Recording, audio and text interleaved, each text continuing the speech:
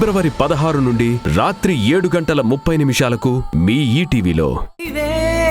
ఇవే జీవన తరంగాలు, ఇవే జీవన తరంగాలు, జీవన తరంగాలు.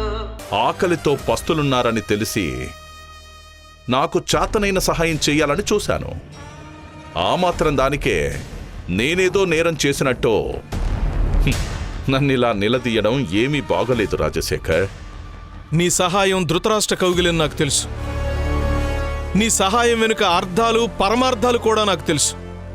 నీ సహాయం ఎలాంటి ప్రతిఫలం కోరుకుంటుందో గ్రహించలేనంత తెలివి తక్కువ నేను కాదు. చెక్కు విషయంలో నన్ను ఇరికించి ఇంట్లో నుంచి పారిపోయేలా చేసిన నీ సహాయం నేనింకా మర్చిపోలేదు నీలకంఠం. ఇప్పుడు నా మరదలు దేవికి మీద కుట్ర చేసి తను జైలుకెళ్లేలా చేశావని నీ మీదే నాకు అనుమానంగా ఉంది. అదేగాని నిజమైతే అప్పుడు నీ సంగతి చెప్తాను. నిందలెప్పుడూ నిజాలు కాలేవు రాజశేఖర్. తన మీద కుట్ర చేయాల్సిన అవసరం నాకేంటి? నిప్పులాంటి ఆఫీసర్ సస్పెండ్ అయిందని చెప్పి నేను ఎన్నోసార్లు బాధపడ్డాను. అలాంటి నన్ను ఏ ఆధారంతో నన్ను అనుమానించావో చెప్పు. మరి పిలవని పెళ్లికి తగుదునమ్మానెందుకొచ్చావు? ఇందాకే చెప్పాను కదా రాజశేఖర్, మీరు నా వాళ్ళు అనుకున్నానని చెప్పి. అందుకే పిలవకపోయినా చనువుతో అక్షింతలు వేసి ఆశీర్వదించాలని వచ్చాను. అందులో తప్పేముంది? ఏయ్ రాజశేఖర్, ఇంకొకసారి నోటికొచ్చినట్టు మాట్లాడావంటే మర్యాదగా ఉండదు చెప్తున్నా.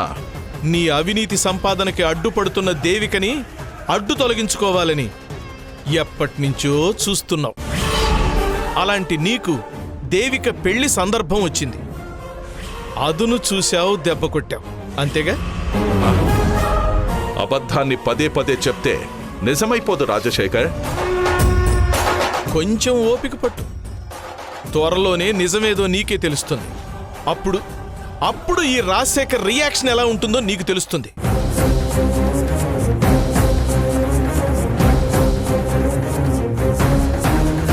మళ్ళీ ఇంకొక్కసారి నా ఇంటి గడప తొక్కావంటే నా విశ్వరూపం చూస్తాం.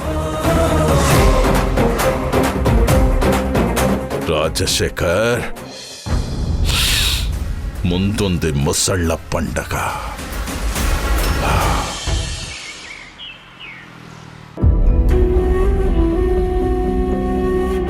టెన్షన్ పడకమ్మా, ఇంజెక్షన్ వేయించుకుంటే అంతా నార్మల్ అయిపోతుంది.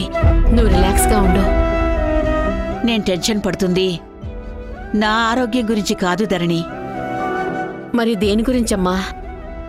దేవిక కేసు విషయమై మొన్న మెడికల్ షాపు వాడు అవమానించినట్టుగా ఇక్కడ కూడా ఎవరైనా కించపరిచేలా మాట్లాడతారేమోనని ప్రాణం ఒకటే కొట్టేసుకుంటుంది. అలా ఏం జరగదమ్మా, నువ్వు అనవసరంగా టెన్షన్ పడకు. ఎవరైనా ఏదైనా అంటే నేను మాట్లాడి వాళ్ల నోరే మూతపడేలా చేస్తాను, సరేనా?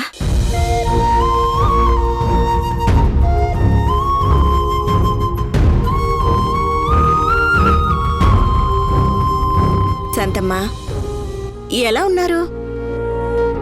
బావున్నాను జానకమ్మా, నువ్వెలా ఉన్నావు? నేను బావున్నాను శాంతమ్మా. అమ్మ ధరణి, ఎలా ఉన్నావు? బావున్నానండి. అవును, ఇలా వచ్చారేంటి? అమ్మ కొంట్లో బాలేదంటే డాక్టర్కి చూపిద్దామని వచ్చాను. ఓ అలాగా.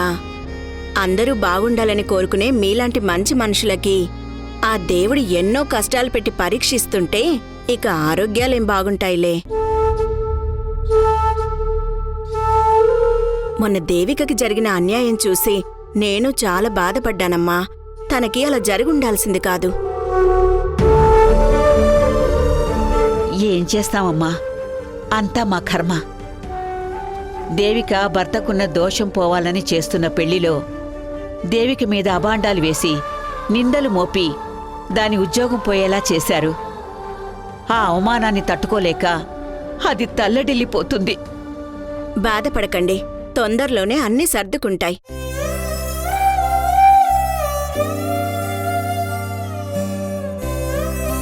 అన్నట్టు ఇందాక మీరేదో పెళ్లి అంటే గుర్తొచ్చింది. అశుభం జరిగిన ఇంట్లో శుభకార్యం జరిగితే మంచిదంటారు కదా. నాకు తెలిసిన ఒక మంచి డాక్టర్ సంబంధం ఉంది మన కీర్తికి. చూడమంటారా? చాలా మంచి మాట చెప్పారండి. కానీ ఇప్పుడు ఇంట్లో పరిస్థితి అంత బాగోలేదు. ఇలాంటి టైంలో పెళ్లి చేయాలన్న ఆలోచన మాకస్సలు లేదు.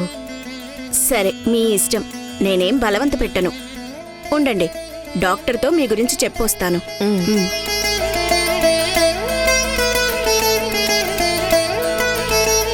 మనం ఉన్న పరిస్థితిలో ఏ క్షణం ఏం జరుగుతుందో ఎవరూ చెప్పలేము. ఇప్పుడున్న వాళ్ళం మరో గంటకి ఉంటామో పోతామో కూడా తెలీదు. సమస్యలన్నవి మనలాంటి మధ్యతరగతి వాళ్లకి ఎప్పుడూ ఉంటూనే ఉంటాయి ధరణి. మానవులుగా మనం చెయ్యాల్సింది ఏ సమయంలో ఏం చేయాలో అది చేసుకుంటూ ముందుకు వెళ్లడమే. ఇబ్బందులున్నాయని కీర్తి పెళ్లి వాయిదా వేయడం కరెక్ట్ కాదేమోనని నాకనిపిస్తుంది. పెళ్లి జరిగితే దాని జీవితమైనా బాగుపడుతుంది కదా. నిజమేనమ్మా. దాని తలరాత ఎలా ఉందో మనం చెప్పలేం. కానీ దేవిక విషయంలో ఏమేం జరిగాయో, వాటి వల్ల మనం సమాజంలో ఎన్ని ఆటుపోట్లు ఎదుర్కొంటున్నామో అన్నీ చూస్తున్నావు కదమ్మా.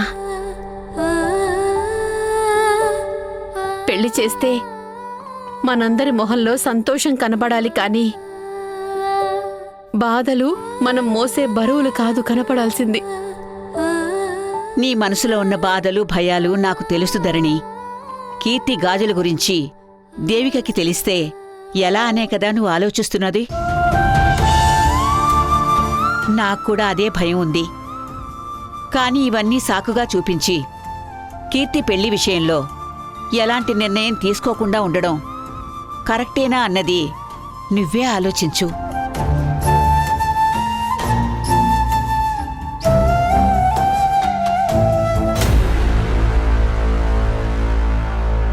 మీ వాళ్ళు అనుకున్న వాళ్లే శత్రువులై మీకు వెన్నుపోటు పొడిచి జైలుకు పంపించారు.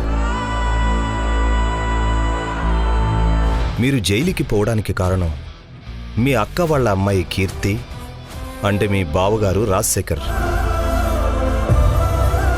ఆ తండ్రి కూతుర్లిద్దరి పేర్లు కూడా ఎఫ్ఐఆర్లో నమోదు చేసి ఎంక్వైరీ చేస్తే మరిన్ని నిజాలు బయటకొస్తాయని మేము డిసైడ్ అయ్యాం. మీరడిగినట్టే 1 వీక్ టైం ఇస్తున్నాను. ఈలోపు మీ వాళ్ళు నేరస్తులు కాదు అని ప్రూవ్ చేయండి. చేయలేకపోతే మా డ్యూటీ మేము చేయాల్సి వస్తుంది.